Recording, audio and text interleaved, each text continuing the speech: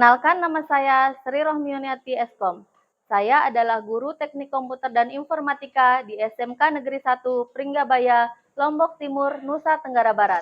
Sekaligus sebagai mahasiswa PPG dalam jabatan kategori 2 tahun 2022 di LPTK Universitas Negeri Manado, Sulawesi Utara. Berikut ini saya akan menampilkan uji kinerja praktik pembelajaran yang saya lakukan secara luring di SMK Negeri 1 Pringgabaya. Praktek pembelajaran ini saya laksanakan di kelas 11 RPL 1 dengan materi pokok normalisasi pada basis data dengan model pembelajaran problem based learning. Selamat menyaksikan.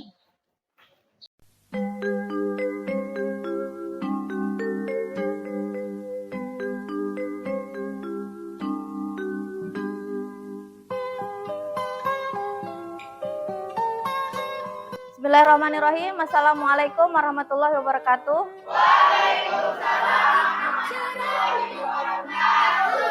Semangat sekali. Gimana kabarnya hari ini? Sehat? Ada yang sakit? Nggak ada ya? Biasanya kan hujan ya, jadinya banyak yang nggak masuk. Tapi alhamdulillah hari ini cuaca cerah, jadinya hampir semua masuk ya. Kecuali ada beberapa. Oke, Ibu lihat dulu yang tidak masuk. Adam terus? Alvin tumben ini nggak masuk Alvin. Kenapa? 3 orang yang nggak masuk ya. Nah, coba dulu berdiri dulu, coba lihat dulu seperti biasa lihat bajunya sudah rapi, ada yang kancingnya belum dikancing, ada yang kancingnya copot, itu coba diperiksa. Celananya mungkin ada yang sobek, coba lihat-lihat lagi ya. Sudah rapi semua ya? Nah, coba lihat lagi sampahnya di atas meja, di kolong meja, dekat keyboard, di bawah kaki. Itu kalau misalnya ada sampah dipungut kemudian dibawa ke tempat sampah, nah ya? Sudah? Sudah bersih semua? Oke, kalau gitu silahkan duduk. Selanjutnya, belum memulai pembelajaran, silahkan ketua kelas kita pimpin temannya untuk berdoa.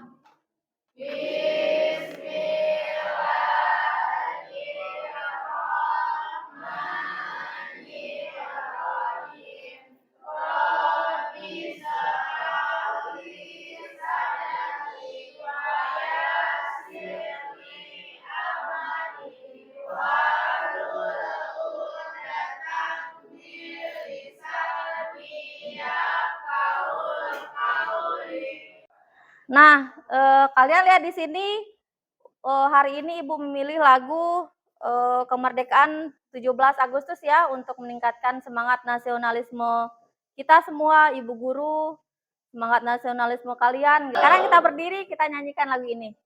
Siapa yang satu orang pimpin temennya di depan untuk bernyanyi? Ya silakan Ita.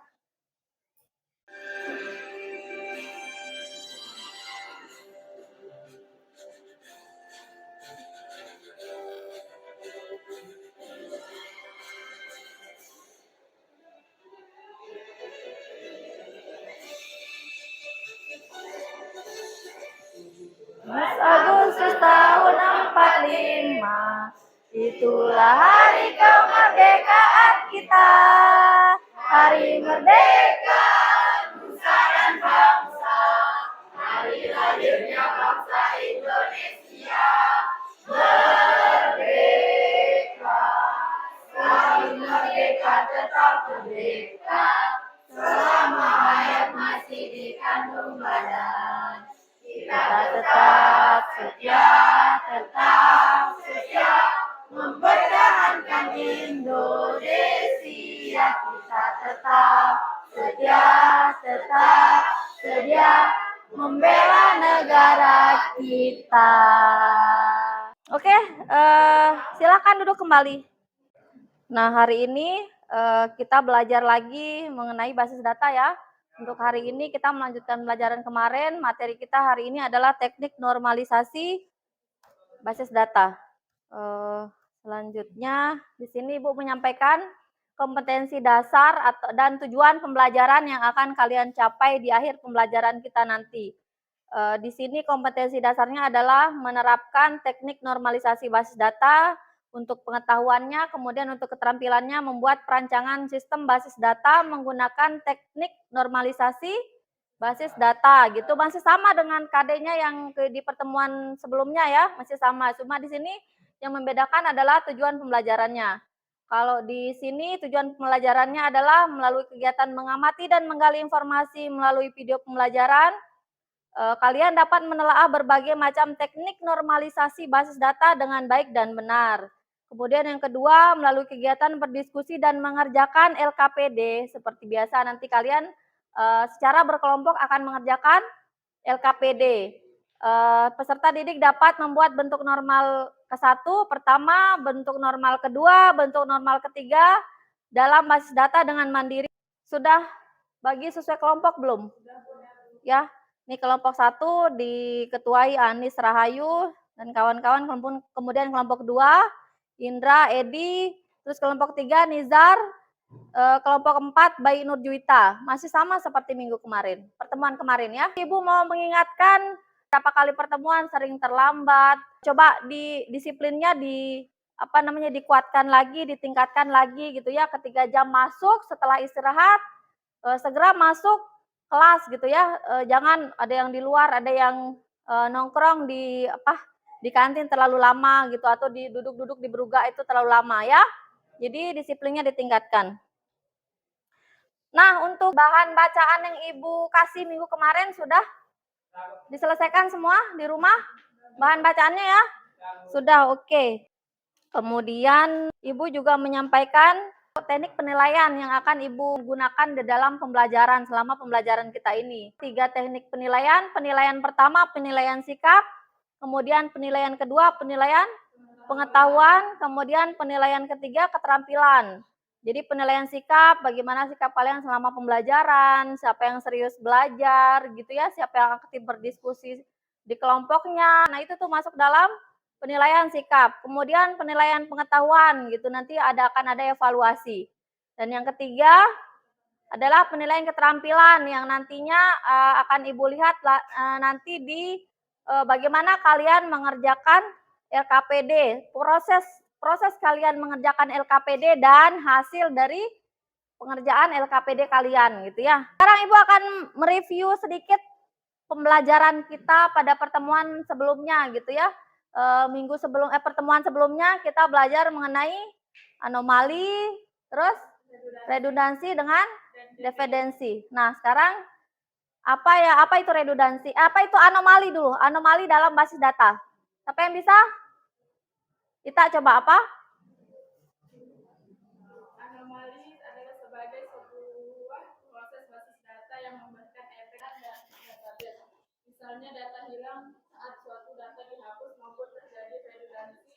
Data lengkap anomali dikategorikan menjadi 3. Anomali ada 3. Siapa yang bisa? Yang menyebutkan anomali 3. Mana yang ini? Oh ya, Rizky coba.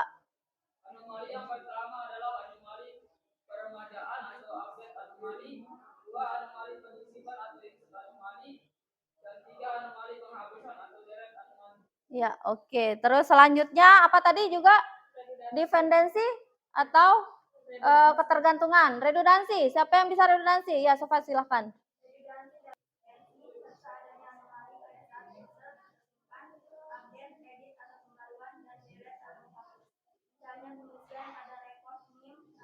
Oke, ya jadi itu dari anomali, redundansi sampai dependensi adalah bentuk tidak normal dari basis data gitu ya. Ada baik itu yang tadi dependensi, jadi ketergantungan antara atribut yang satu dengan atribut yang lain bergantung gitu ya. Itu namanya ketergantungan atau dependensi. Data yang berulang gitu. Itu juga bentuk tidak normal dari basis data.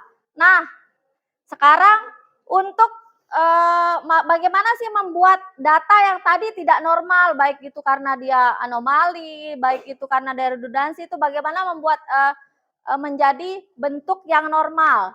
Nah, disinilah kita masuk hari ini akan belajar mengenai teknik bagaimana normalisasi basis data. bagaimana membuat basis data tabel-tabel basis data yang tadinya tidak normal, abnormal form menjadi normal form. Karena hari ini kalian kayaknya nggak, biasanya kita senam hari Sabtu ya. Nah, karena tadi tidak senam, hari ini boleh lah ya kita gerak-gerak sedikit gitu ya. Ayo kita mulai. Silakan berdiri, ambil posisinya di depan.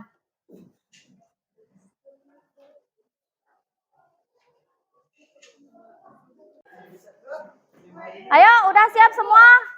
Udah ya, 1, 2, 3. Ibu ikut nggak ya? Ikutlah. Oh ini aja ini. Nggak apa-apa, ulah lanjutin.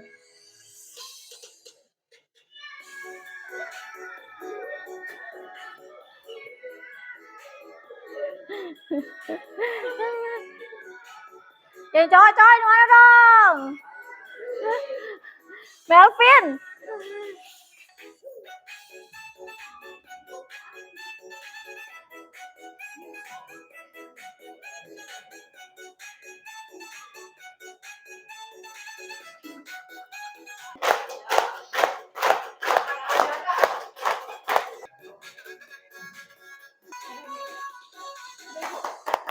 Oke. Lumayan ya berkeringat kita hari ini. Ayo duduk dah kembali. Silakan duduk lagi. Nah, sekarang sudah siap karena sudah gerak-gerak. Ibu rasa semangatnya sudah tinggi ya untuk belajar. Ini adalah materi atau video pembelajaran. Silahkan disimak. Ini mengenai masalah yang akan kita selesaikan hari ini gitu. Bagaimana menggunakan atau bagaimana menerapkan teknik normalisasi basis data dalam tabel-tabel basis data yang tidak normal ya. Silahkan disimak, silahkan dicatat, silahkan diserap di video pembelajaran ini. Halo, hari ini kita akan belajar mengenai normalisasi basis data. Apa itu basis data dan tahapan-tahapan yang ada dalam Kadang buatmu marah, namun segala maaf kau berikan. Guruku tersayang, guru tercinta, tanpamu apa jadinya aku? Tak bisa baca tulis, mengerti banyak hal. Terima kasihku, guruku tersayang, guru tercinta, tanpamu apa jadinya aku? Tak bisa baca tulis, mengerti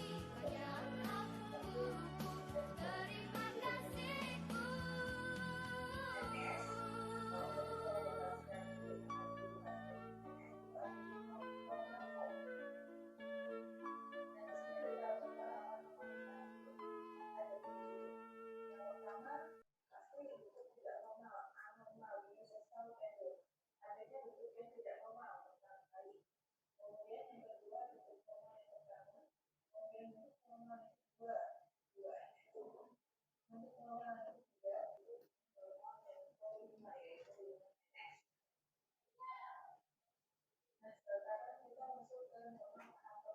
Perhatikan masing-masing tahapannya, nanti ada syaratnya masing-masing. Untuk menjadi bentuk normal 1, syaratnya apa, ini apa gitu.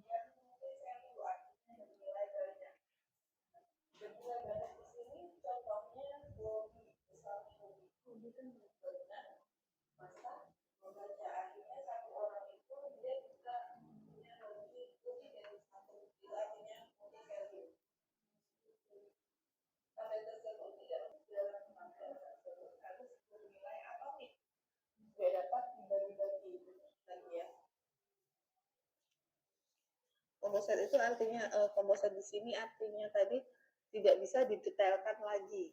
Alamat itu kan bisa masuk ke jalan, RT, RW gitu kan. Contoh, di sini ada NIM nama hobi. Kemudian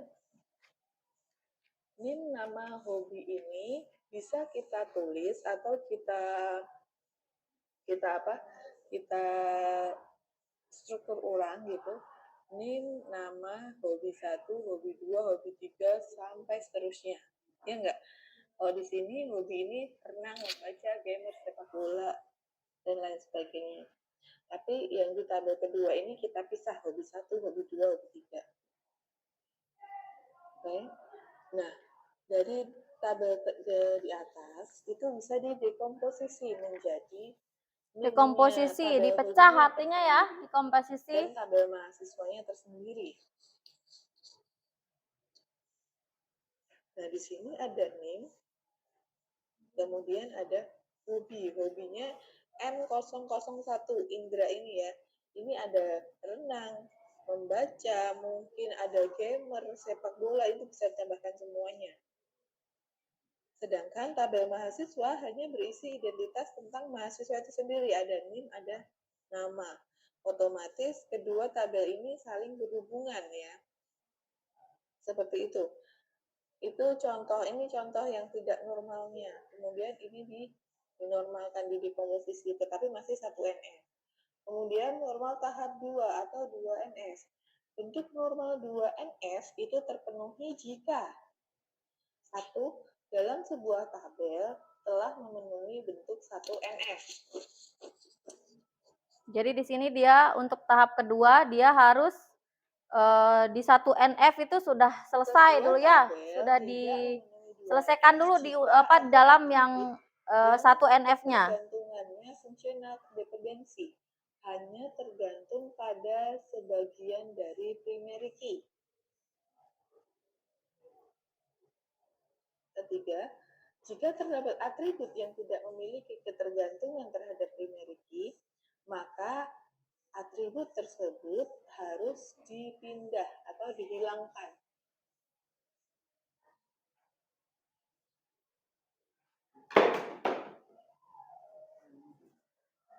Contoh dari 2 NS. Tabel berikut memenuhi 1 NS, tetapi tidak termasuk kedua NS, tapi tidak memenuhi syarat 2 NS tadi ya, karena kan 1 NS, 2 NS itu punya syarat masing-masing. Di sini ada tabel NIM, nama, alamat, ID, MK itu ID mata kuliah, nama mata kuliah, SKS, dan nilai. Nah, ini masih di dalam satu tabel, ya kan? Kita membacanya aja sudah susah untuk dipahami ya. Nah, kenapa kok tidak memenuhi 2 NS? Karena masih ada ketergantungan atribut NIM dan ID mata kuliah. Ya. NIM dan ID mata kuliah yang dianggap sebagai primary key. Ya enggak? NIM dan ID mata kuliah itu bisa dijadikan primary key karena bentuknya unik. Lain daripada yang lain gitu. Sedangkan NIM dan ID mata kuliah masih tergantung dengan mahasiswa, ya kan? Kemudian, jadi NIM itu mahasiswa itu pasti akan berhubungan atau tergantung dengan dengan NIM dan ID mata kuliah. Padahal nama mahasiswa juga tergantung pada mahasiswanya itu sendiri gitu kan. NIM dan ID mata kuliah tadi alamat masih tergantung dengan mahasiswa. Biasanya identitas mahasiswa itu kan ada NIM, nama, alamat gitu kan. Jadi alamat masih tergantung dengan mahasiswa. Nama mata kuliah masih tergantung dengan mahasiswa. Oke. Kemudian SKS masih tergantung, tadi nama mata kuliah itu tergantung dengan mata kuliah. Kemudian SKS masih tergantung dengan mata kuliah juga. Nilai masih tergantung dengan mata kuliah, harusnya bisa dipisahkan dengan tabel tersendiri. Tabel di atas perlu didekomposisi menjadi beberapa tabel yang memenuhi syarat 2NS tadi. Ingat syarat 2NF tadi ada di atas di slide sebelumnya ya. Nah, caranya begini, bentuk normal 2NF terpenuhi jika dalam sebuah tabel telah memiliki atau memenuhi bentuk 1NF. Oke. Sebuah tabel tidak memenuhi 2NF jika ada atribut yang ketergantungannya hanya tergantung pada sebagian dari primary key, hanya sebagian ya. Jika terdapat atribut yang tidak memiliki ketergantungan terhadap primary key, maka atribut tersebut harus dipindahkan atau dihilangkan. Contoh 2NF. Ini tabelnya tadi. Kemudian gantung dengan nilai. NIM, nama, alamat. Masih saling tergantung ya. FD2. Kemudian NIM itu tergantung, ini artinya NIM itu tergantung pada nama dan alamat gitu. Kemudian ID mata kuliah itu tergantung pada nama mata kuliah dan SKS. Sehingga hasilnya adalah functional dependency kita sendirikan. NIM, ID mata kuliah, nilai itu dijadikan ke tabel nilai. Jadi satu tabel ini, yang satu tabel yang abnormal ya, ini kita jadikan 3 tabel yang sudah memenuhi syarat 2NF tadi. Oke. Di mana tabel-tabel ini berisi ya ini. Tabel nilai berisi NIM, ID mata kuliah, nilai. Kemudian mahasiswa NIM, nama, alamat. Mata kuliah, ID mata kuliah, nama mata kuliah, SKS. Seperti itu. Nah, kemudian normal tahap ketiga atau 3NF, bentuk normal 3NF terpenuhi jika 1. Dalam sebuah tabel telah memenuhi bentuk 2NF, bentuk di atasnya. Jika tidak ada atribut non-primary key yang memiliki ketergantungan terhadap atribut non-primary key yang lainnya. Contohnya, di sini tabel berikut memenuhi 2NF tapi tidak memenuhi ke 3NF. Ada tabel mahasiswa, berisi NIM, nama, alamat jalan, kota, provinsi, kode pos.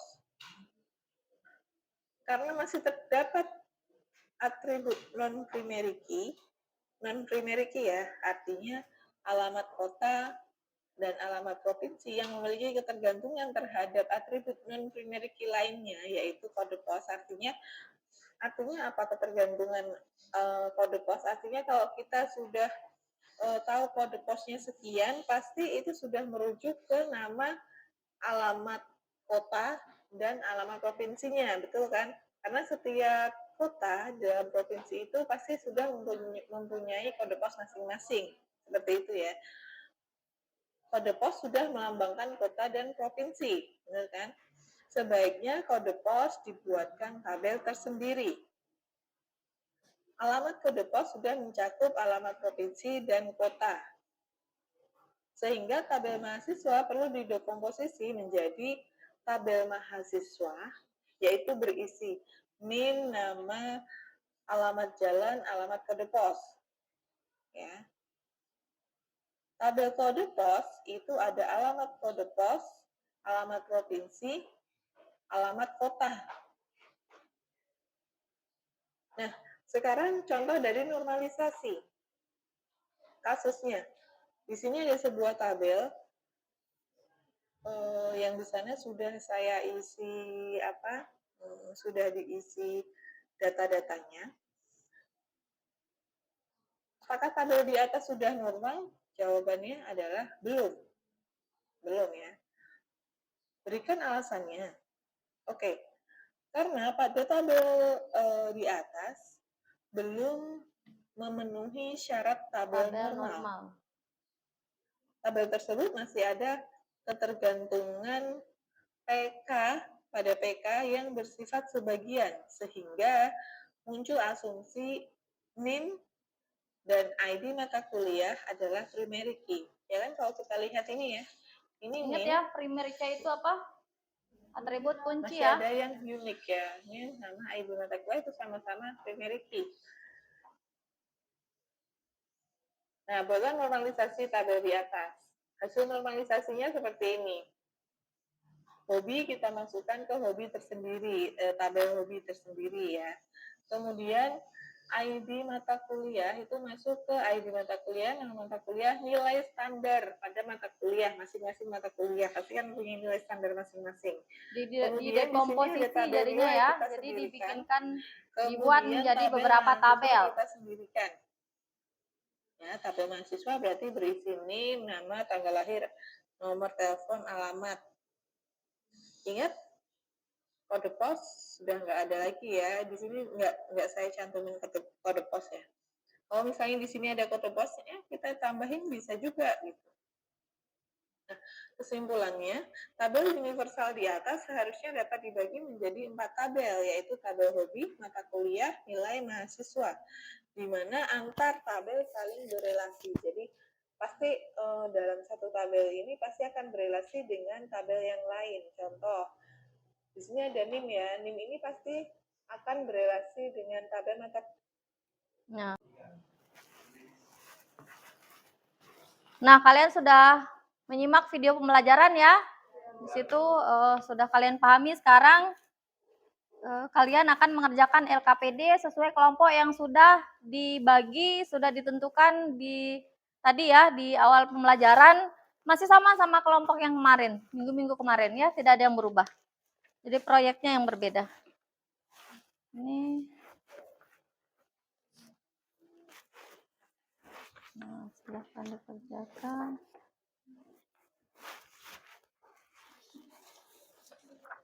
Yang kemarin.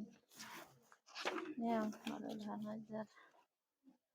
Ya, silakan dikerjakan LKPD-nya.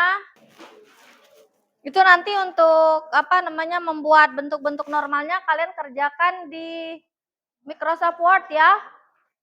Ya, nyalain PC-nya. Sesuai kelompok aja. Di situ kan kelompok di depan. PC yang nyala satu aja, terus kalian diskusi, terus yang di sini satu aja. Dibikin ulang aja nih.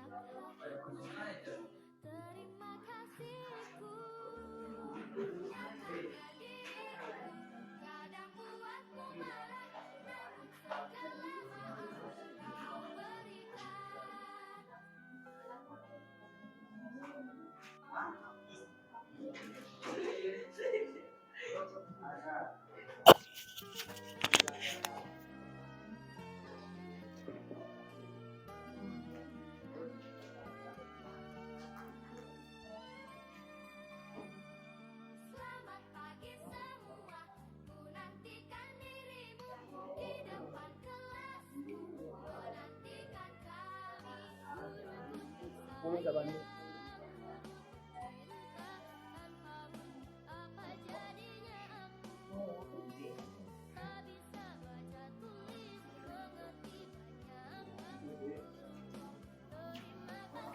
Terima kasihku karena dirimu kadang buatku marah, namun segala maaf kau berikan. Ku sayang, ku cinta tanpamu, apa jadinya aku tak bisa baca tulis mengerti banyak hal. Guruku, terima kasihku, guruku tersayang. Cinta tanpamu, apa jadinya aku tak bisa Sudah?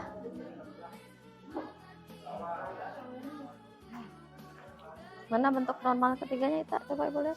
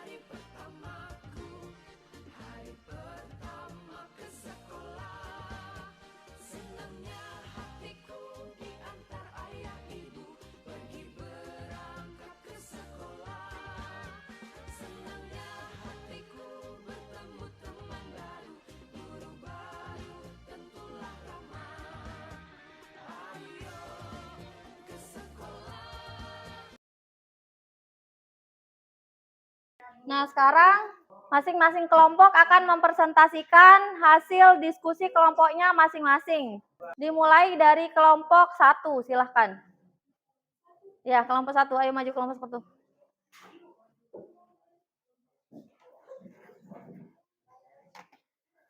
Kelompok 1, apa tabelnya?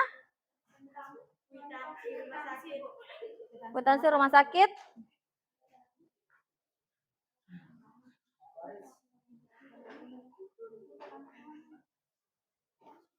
Di sini boleh di sini. Di depan sini, di depan ya, di situ. Assalamualaikum warahmatullahi wabarakatuh. Waalaikumsalam warahmatullahi wabarakatuh.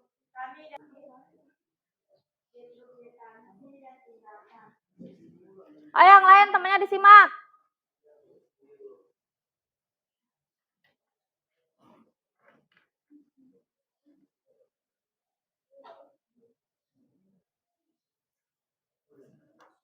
Sudah selesai? Sudah? Ada pertanyaan dari kelompok lain? Iya, dari kelompok berapa ini? Kelompok 4, silakan kelompok 4. Kenapa tabel kwitansi harus dipecah lagi? Karena atribut dalam tabel kwitansi masih bergantung pada atribut primaritis dalam suatu tabel sehingga harus dipecah agar tidak menimbulkan kesenjangan. Sudah jelas ya? Ya. Ada yang lain? Bertanya kelompok lain? Nggak ada? Jelas ya? Silakan kalau gitu ditutup. Oke, setelah kalian melakukan presentasi masing-masing kelompok yang luar biasa ya. Jadi terutama kelompok 3 ya, luar biasa semuanya dapat porsi yang rata gitu ya masing-masingnya. Tepuk tangan untuk kelompok 3, luar biasa. Oke, terima kasih. Setelah menyimak video pembelajaran, kemudian kalian mengerjakan LKPD, terus melalui video pembelajaran tadi dan dari bahan ajar yang sudah Ibu bagikan, kita bisa menarik kesimpulan ya, apa itu normalisasi? Siapa yang bisa? Apa itu normalisasi? Normalisasi ya, coba Anis. Normalisasi adalah suatu teknik yang menstrukturkan atau mendekomposisi atau memecah data menggunakan cara-cara tertentu untuk mencegah timbulnya permasalahan pengolahan data dalam basis data. Ya, jadi untuk mencegah permasalahan data di kemudian hari ya, entah itu dia data rangkap ataupun anomali ataupun nanti ketergantungan dalam data gitu ya. Nah, kemudian berapa tahapan yang ada dalam normalisasi? Ada 3 ya. Yang pertama normalisasi tahap 1, kemudian atau NF1, kemudian 2 NF, kemudian 3 NF. Kita akan melakukan refleksi pembelajaran. Kayak minggu kemarin kita menggunakan quizzes. Oke, hari ini juga sama, silahkan disiapkan perangkatnya.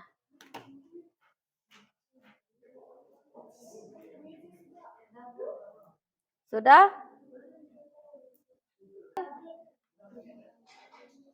Nah, silakan join dengan kode yang ada.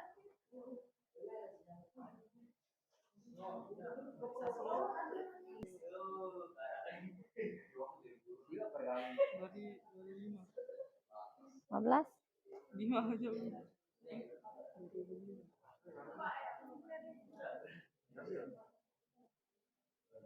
Itu jahil pula. Jahil.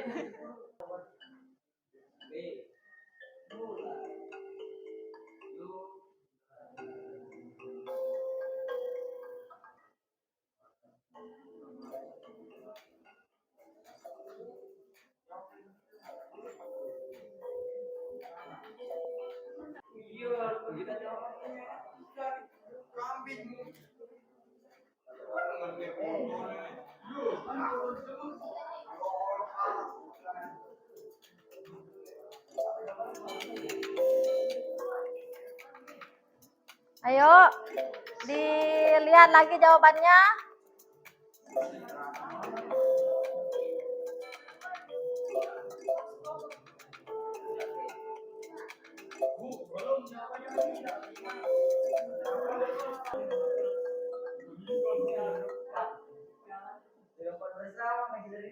Sudah, kita tutup. Lagi sudah selesai. Siapa ini yang... Siapa ini?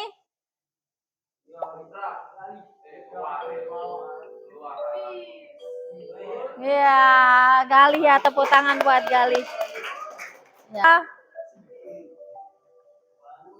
Oke, dari tahapan pembelajaran kita dari awal sampai tadi evaluasi yang mana yang paling kalian senang? Pas evaluasi pakai quizzes ya? Oke, berarti itu ya, pas saya jawab juga pas kalian presentasi senang juga ya? Oke, terus apa yang kalian berarti yang udah kalian pahami hari ini mengenai tahapan dalam normalisasi basis data? Oke, jangan lupa untuk menambah pengetahuan kalian, pemahaman kalian mengenai normalisasi, teknik-teknik normalisasi dalam basis data. Silakan dibaca lagi modul kalian, bahan ajar kalian, baik yang Ibu yang dicetak maupun yang dibagikan di dalam WhatsApp grup ya. Silakan dibaca, video pembelajarannya juga diulang, sudah Ibu share di WhatsApp grup. Nah, mari kita sama-sama mengucapkan alhamdulillah. Alhamdulillah karena pembelajaran hari ini berlangsung dengan lancar ya, tanpa ada halangan apapun. Oke, kalau gitu untuk menutup pelajaran hari ini silahkan satu orang pimpin temannya berdoa. Ya, sebelum kita pulang, marilah kita berdoa bersama-sama. Mulai.